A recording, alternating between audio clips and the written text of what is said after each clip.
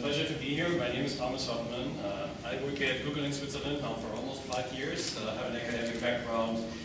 I'm also an entrepreneur, started a company, did various things, but I'm here to talk about the Google perspective, if you like, on language technologies and how language technologies can be used to create a better internet and better internet services for users. And I will actually focus on the aspect of semantics, so that's why I also call this semantics for the web. It's a little bit of a tricky thing because I'm using cloud computing and storage here, and the internet connection is not quite stable, so it might be that my presentation just hangs like on the first line.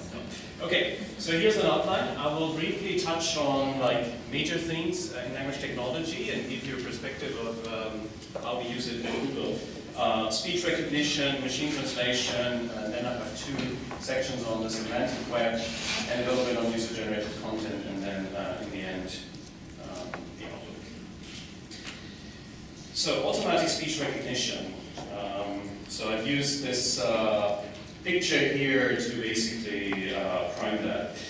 So for us currently at Google, our main interest in speech recognition is around speech interfaces. So, particularly around mobile devices, which have seen a proliferation out in the world that is simply amazing. Okay, if you look at the growth curve, I don't have it here compared to other developments on the web, the uptake of smartphones is just mind-boggling. So we really think that there is a revolution out there that in a few years, definitely in 2022, people will carry all kinds of smartphones and smart devices with them.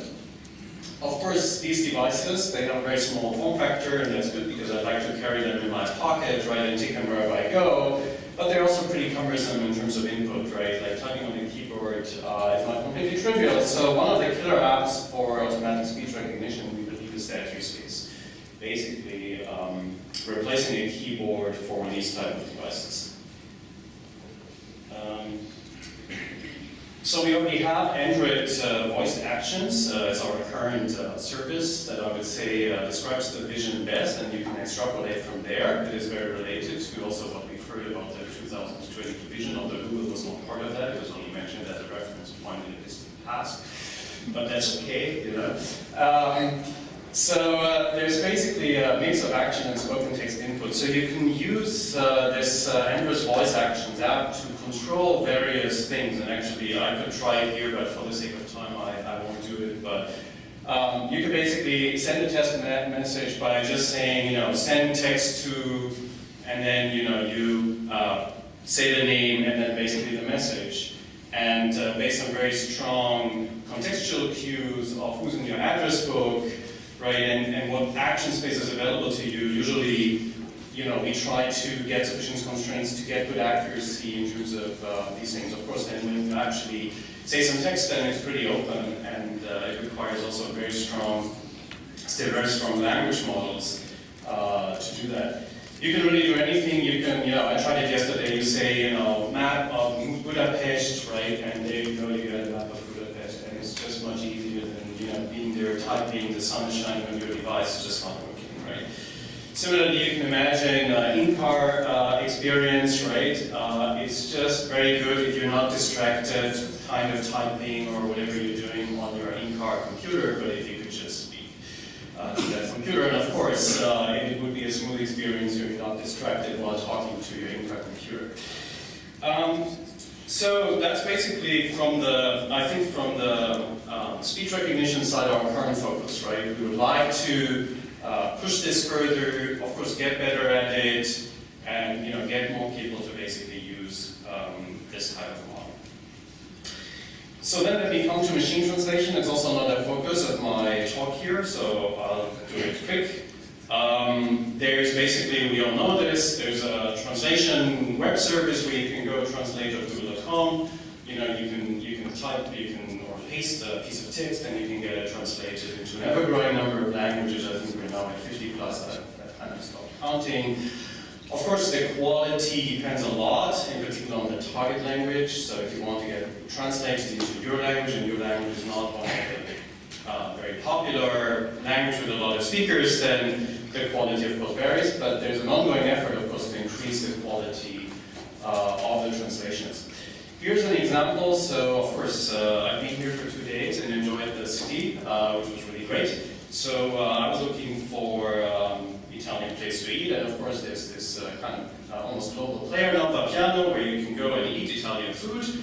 And it was basically in English, but there were some specials that were only in Hungarian. So, and of course, the specials interest me most. So, basically, I used Google Translate, and you can see here that this, whatever it was, pasta cordere, was actually called rustica.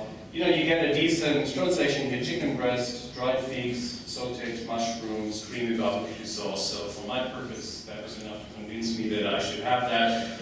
Although, you know, maybe there was a small translation mistake. In that case, I haven't noticed after eating that there was any problem with the translation. So then I'm well, and you know. So then there's also, of course, other text on the web, like more high-quality text, you could say, or you know, let's say there's a Wikipedia article. In this case, I was interested in the article featured on Hungarian net, and it was translated into English, and I read the English text, and it was actually pretty decent. There are also things that are harder to do with just translation. So one example is cross-language retrieval. Okay, so we have the web there. It's not just about stumbling upon a page in a language that we don't know and saying, yes, translate it for me. By the way, you know, what really matters also for these services is not just the language quality, the translation quality, but the ease of integration into how people use it. That's why we integrate it into our Chrome browser, or you get a Firefox plugin. You know, you don't have to download something, copy it over somewhere, get it translated. You know, it's just you click, you get it translated, you can switch back to the original. It needs to be very easy for people to really use it. So anyway, the cross-language retrieval, right? So for instance, imagine I'm interested in Italian food in Budapest. Of course, there's a lot of English pages, right? A lot of restaurants here have English pages because of all the tourists like us that come here. But let's say I want to see like what really Hungarian pages are there on Italian food, right? So I can basically use cross-language retrieval by basically what I choose here is my language is English, and I've chosen basically the target pages to be in Hungarian. Now I issue the language in English, it gets basically translated, matched with, you can see what the translated query was, so Italian food Budapest, and actually I don't see it here. Well anyway, oh, there's this one here, yeah, this one is the translation, right? You can change it anyway. That query is then run against Hungarian pages. The Hungarian pages come back out ranked with Google search, and then the snippets get translated into English. And if you click on it, you can also get a full page translation. Right? All of that, of course, happens on the fly because we cannot like pre-translate like everything that's out there on the web. Right? So it's it requires a pretty heavy infrastructure to run these types of services. But anyway, so it is interesting because in that sense, you know, I can get a non-tourist view, in some sense, the best approximation of, in that case, Italian food in Budapest. And I'm sure there are more interesting topics than Italian food in Budapest. But it actually goes beyond that. So if you think about, I said, the importance of mobile devices in the speech context, the same is true for everything else, right? We also try to offer interesting translation services on mobile devices, and here's an example. We basically combine various things. So there's a product called Google Goggles, you know, like the swimming kind of glasses that you wear, and that is a visual recognition engine. And that visual recognition engine has an optical character recognition module incorporated, so I can take my phone. You know, I can take basically a photo of any piece of text. Like yesterday, I was running around. There was some you know, memorials, things, and it was just in Hungarian, like a plate, and basically I point the, I take a photo of that, Goggles basically sees that there are characters, that there's writing in this photo, extracts the text, and then sends it to Google Translate, and then I can see the automatic translation. Which was a little bit funny, but I got the rough idea of what it was. It was actually near the Spinoza Café and had something to do with the philosopher Spinoza. Anyway, so this is another example of bringing translation to the real world, right? I mean, we've talked, of course, and I appreciate that too, that there's a lot of printed material and high quality content that needs to be translated at very high quality. And that remains true for the foreseeable future, hopefully, assuming that people are still interested in reading books and printed content. But there's also a huge need for just the occasional use while you travel, right? And I've seen it often also in Switzerland. Like, you're in some mountain hut, the menu is only in German, right? And like our English colleagues, they take a photo and they get a translation of the menu, and there you are, right? You're ready to order. And just feels good if you're able to do that, and you don't have to rely on your friends walking you through the whole menu. Okay, so that much about translation. So I focus here much more, of course, on the use cases than on like the behind-the-scenes technology. So now I'm coming to the kind of more core part of my talk here, which is a few thoughts towards a more semantic web. I should say that I'm a kind of bit of a skeptic of the semantic web movement, but there's definitely things that I believe in, and I try to get that across. What I think is an interesting vision currently, also a pragmatic vision for getting a more semantic web. So from the Google perspective, one thing to notice, and that also shows our interest in semantic web, is that we acquired a company called MetaWeb about a year ago. That company created a repository that is free for all. It's called Freebase, a good name, right? And that is a curated knowledge base. As of last month, it has 22 million topics. So topics here are concepts, entities, locations, all kinds of things that we can refer to by hopefully a unique name or maybe various names. So it's relatively large. It also establishes a lot of facts or relations between them, and it has about 400 million connections. So it's roughly 20 or so connections per topic, of course. It's not uniformly distributed. Some topics have many more connections. It's a community-driven effort, which basically means, and it goes through a curation. It's a little bit like similar to the Wikipedia model, right? There's trusted editors. They can basically verify that a certain entity is not in the entity database yet and creates this. There are also automatic processes that try to find duplicates and do deduplication and clustering, verification. It's pretty nice, but basically what you get out of this is, right, you can actually draw interesting semantic graphs like this one with various people in this case and other entities like companies and universities, and you have them linked together by various relations. And all of these are kind of known and grounded. They're all parts of this Freebase system. A lot of you might know about this, but basically you can use it. It's a Creative Commons attribution license, so there's no limits, even commercial use, everything's free. And it will continue to be like that. But we, of course, also use Freebase now that we acquired a company internally to do interesting things.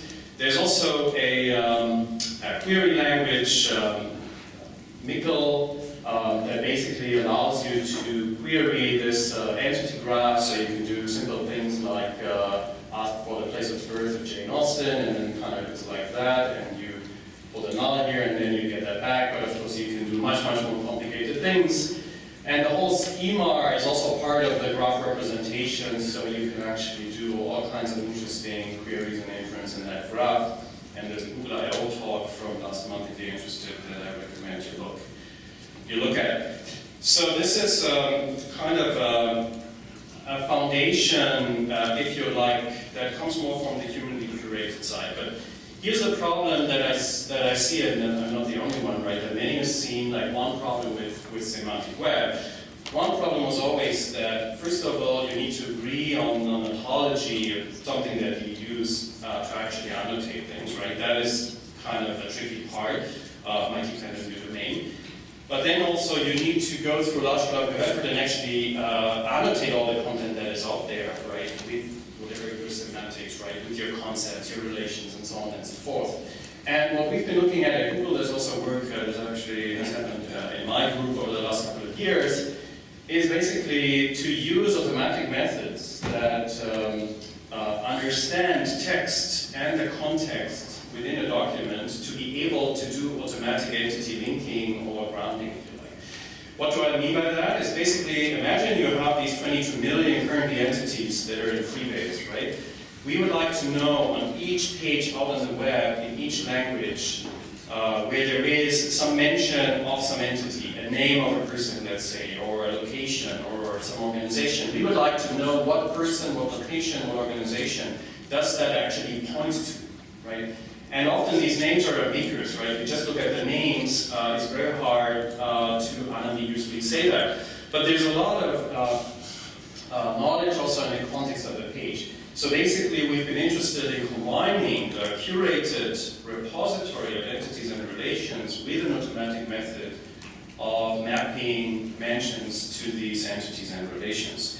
So it's a little bit different from your usual information extraction, where you try to go out there, let's say open domain information extraction, you don't assume you know anything about the entities out in the world, right?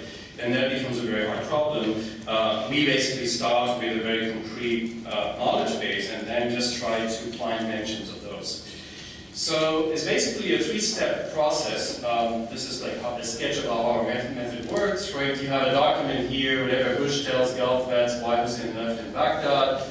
And now there's different names here that where you create like all possible hypotheses of things that could be referred to by that name. So let's say a name like Bush, it could refer to the two presidents, it could be Bush the band, it could be Bush like a tree, it could be, you know, a gazillion of other things. And just by saying, you know, just seeing the name Bush, we would know, right? But then there's a lot of other things here that Saddam Hussein mentioned, president, and so on and so forth. So basically, we extract, for each mention, we find all the mentions, we extract a long list of candidate entities that could be referred to in that mention. We then exploit known relations, so for instance, Freebase relations or other sources that we tap into, basically saying, you know, if we see this entity and then this other entity will actually, they reinforce each other, right? So let's say seeing, you know, Bush referring to a president gets reinforced in the context of whatever Saddam Hussein, right? And if we see whatever first Gulf War is more likely to be supportive of the older Bush president than the younger Bush president, things like that, right? So we extract all of that, and then what we do is basically a joint inference over the whole document. So we look at like all possibilities for each mention, we look at all the mutual reinforcement between these mentions, and we come up with our best hypothesis of what is mentioned at each one. Okay? So basically pruning away a lot of the hypothesis. And this is a system that is live and running, which means we run it over the whole web. Every page that we have gets currently processed by the system, and we get interesting applications out of that. It's not perfect, it makes mistakes, but at least you can get billions of documents annotated, which is much harder if you have to motivate humans to actually annotate it for you, right? So that is one of the kind of technologies that we've been using here, and of course that's only the beginning. There's more to do. Let me talk about like a second part of the semantic web that is closer to search. So of course Google search is great, right? But there are a lot of queries that are not too hard for humans that we have a really hard time getting right. So one example is this here, painkillers that don't upset the stomach. It's actually in the Google suggestions, so it's a relatively frequent query, and we put it there. But it's not one where we get good results. In fact, the results are completely useless, more or less, for this specific queries, right? Although it's a very specific query, we would hope to get better results. What makes it hard? It makes it hard that query is actually, you can only make sense of it if you understand some of the semantics of the query. It's not enough to do keyword matching, right? In particular, there's a negation here, don't, which if you do keyword matching, it's kind of, right, hard unless you find exactly this phrase somewhere. We're talking about painkillers, so it's better if you would understand that as a class of things, and there's various instantiations that are asked for here, examples. And then there's also upset stomach, where you might not find it like this, right? So you need to get very clever in terms of synonyms to do that. But here is an observation that I think we would like to make, and that is again semantic web-like. You can now imagine that you built like a large ontology by hand, and that would support these types of inferences. But what I claim is that often the information is out there web. So for instance, if we would issue a query painkillers such as asterisk Tylenol, with this wildcard symbol that I think we still don't support in web search, but internally you can do something like that, then you can see, you can actually find a lot of substances that are mentioned that are painkillers and that are, you know, similar to some other things. So if you have some painkillers that you already identified, let's say, it's relatively easy with some information extraction in combination with search to find your list of painkillers, right? So basically, for a class, find instantiations out there on the web. And you can also, if you do things like painkiller adverse effects include, you know, tricks like that, you can also see that some of the common adverse effects are nausea, asthma, upset stomach, and so on and so forth. You can also learn like what are adverse effects of medication, and you can learn that upset stomach is one of them. And then similarly, right now, you could also discover that Tylenol in relation to upset stomach actually is a medication that is deemed pretty safe, that has no adverse effects. And basically, in principle, you could tie all of that together and come out with much, much better results, right? But what you would need to do is really, as illustrated here, you would need to understand, right, the notion of a painkiller as a class, that we were talking about a specific symptom and the specifics of the symptom asked about. And then, you know, you would basically need to establish various things in this graph, and then you could know that Tylenol, let's say, is a good answer to the original query. So the idea is, and this is now only meant as a sketch, as a toy example really, but the idea is that for a lot of the things out there, the bits and pieces of evidence are actually on the web already, and we have pretty good data mining capabilities of getting at these basic facts. If we can plug them together in some meaningful inference mechanism, right, we can actually derive further knowledge that is not included in any of these single facts. And that's always a direction that we want to investigate. Now let me, not sure how much time I have left, but I assume it's not all that much, but let me give you some examples, now somewhat more concrete research that we're doing. That we think goes towards that larger goal.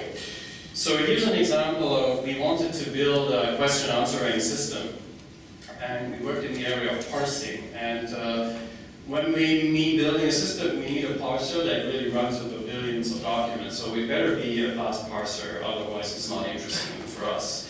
So the problem was that we ran that on, it was trained on PenTreeBank, and we ran it on QuestionBank, corpus of questions. And you would see that the fast parser actually, because it's a shift-reduced parser in various, you know, aspects of that, were not very well suited for the difference between sentences in Wall Street Journal and questions, like word order changes and so on and so forth. You saw a huge drop in terms of F1 measure in parsing accuracy. But on the other hand, we had another parser that was developed by Slav Petrov, who also did this work here, the so-called Stanford parser, or you know, Petrov's parser.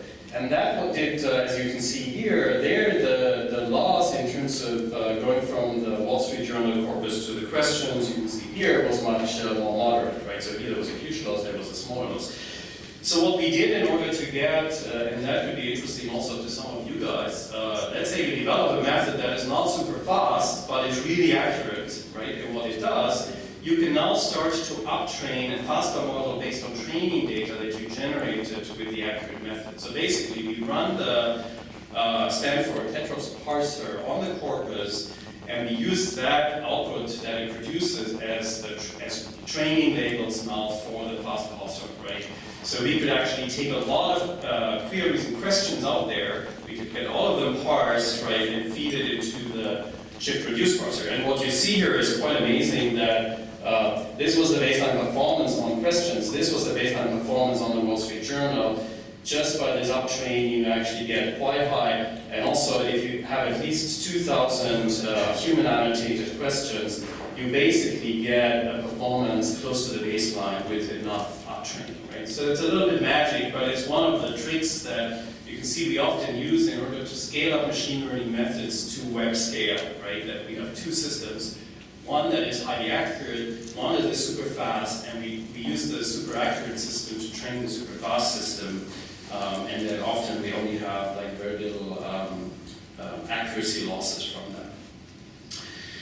So another example is that we're interested in mining for kind of class patterns, mining for semantics. So if you have something like Whistler, if you look for is-a relationships, it could be a ski resort, it could be the name of an artist, and we would like to mine for these things. But also we would like to, also within a specific context of a user, we would like to know when we see Whistler, is it meant in this sense or is it meant in the other sense? And so something we did here was basically to say, well, let's look at search sessions where Whistler is used as a query, but let's look at the whole search session, so searches before, searches after, and see how much they can help in predicting kind of the relevant semantic class. And so this is work done by Mariusz Paszka. It's another example of by making the assumption that a session, some uninterrupted activity over a certain point in time, semantically sort of is relatively stable in the sense that the user is interested in a particular topic.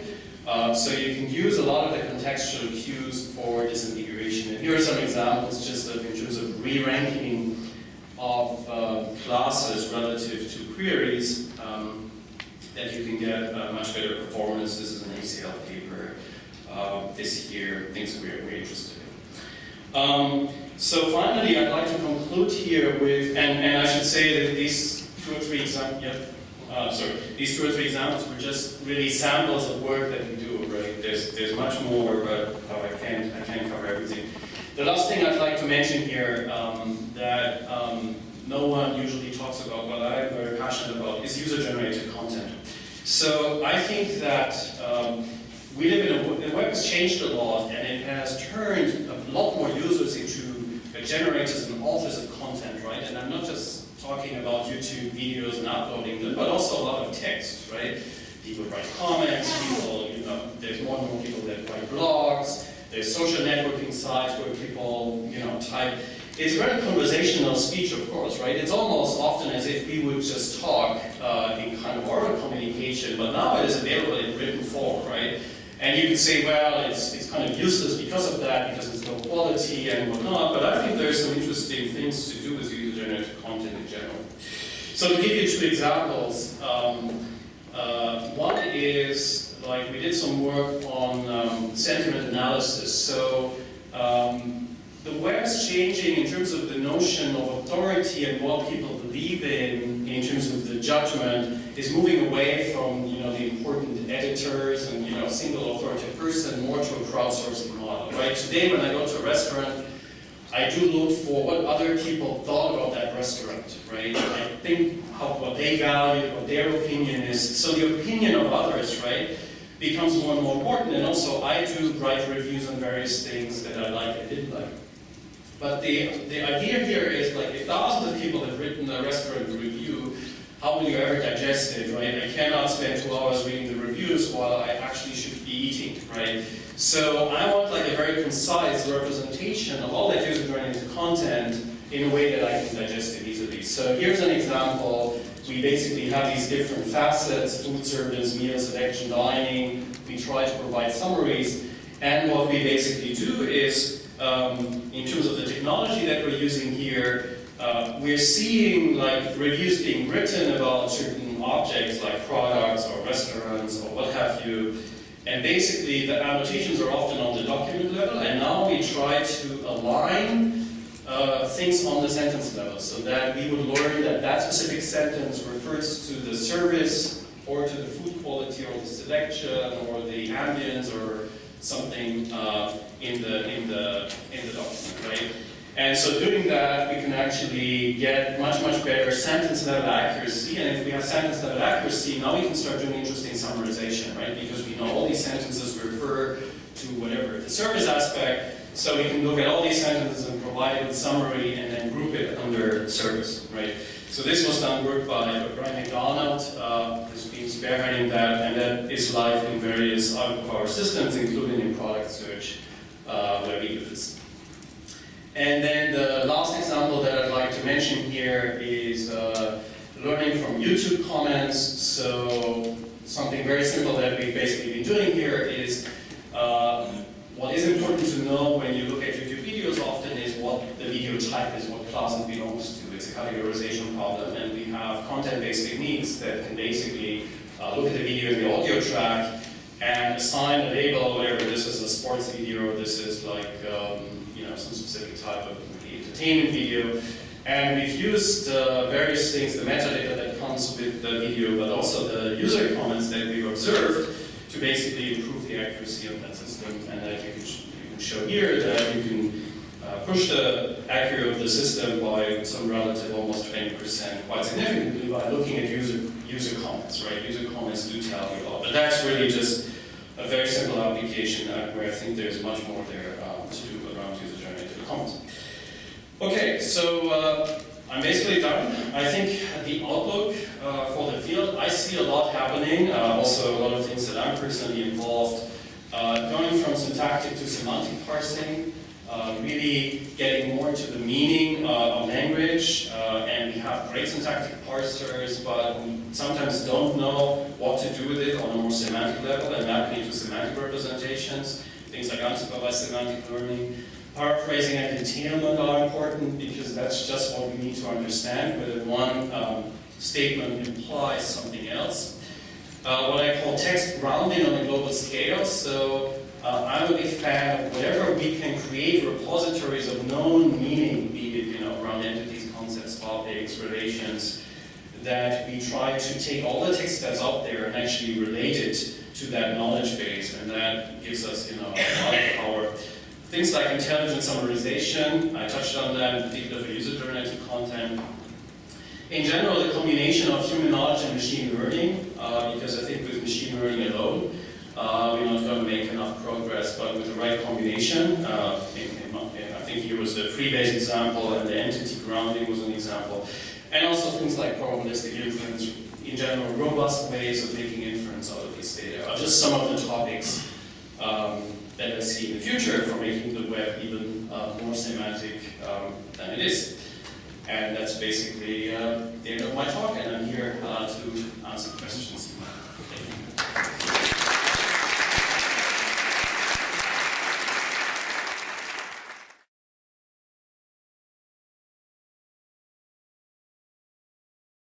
My name is Konrad Smet, University of Bergen in Norway. Google has always been very generous in making language data available to scientists, in particular n-grams. One of the things that has also proved useful, for example in the research by Tony Veal in Dublin, is the use of the actual queries that are put to Google.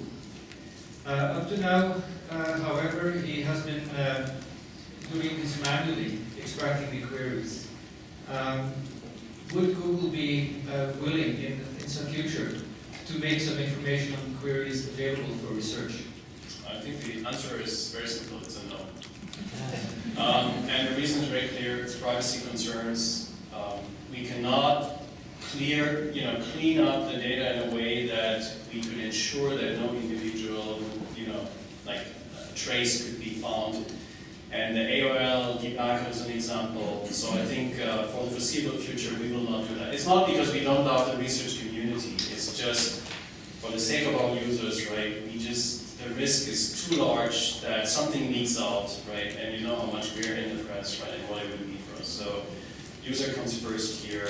Other data, though, like the n-gram data, more linguistic resources, things like that, I would be very happy to help and share more of that data with the community. Right. Sabine Kirchner-Andersen, Danish Language Council. I was just wondering, in which way does Google connect to the various language community? I mean, we heard just before that there is very little available on the net for smaller languages, such as Danish, for instance. But Google sort of provides services for all kinds of languages. How is your connection with language communities? Yeah, I'm not the best person to really ask this.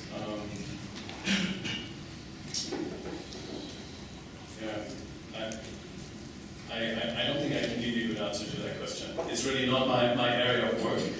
I think what we do try is we do try to get a lot of languages on par with the main languages, let's say, and often this is really English, right, as the main language. There definitely is an interest for that.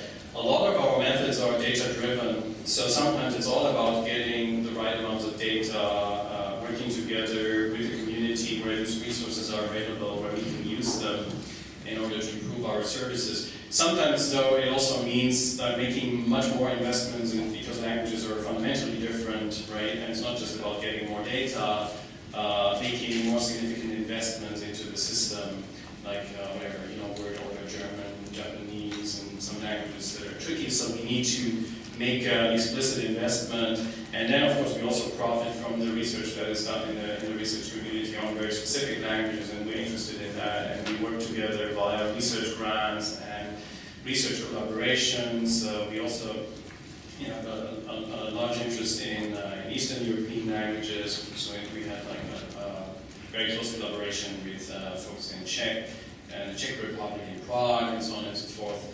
It is a little bit spotty. I don't know what the larger program is because it's not where I'm currently working. Anyone else? A question? Yes, there. Thank you. Ryan Bush from Linguatech.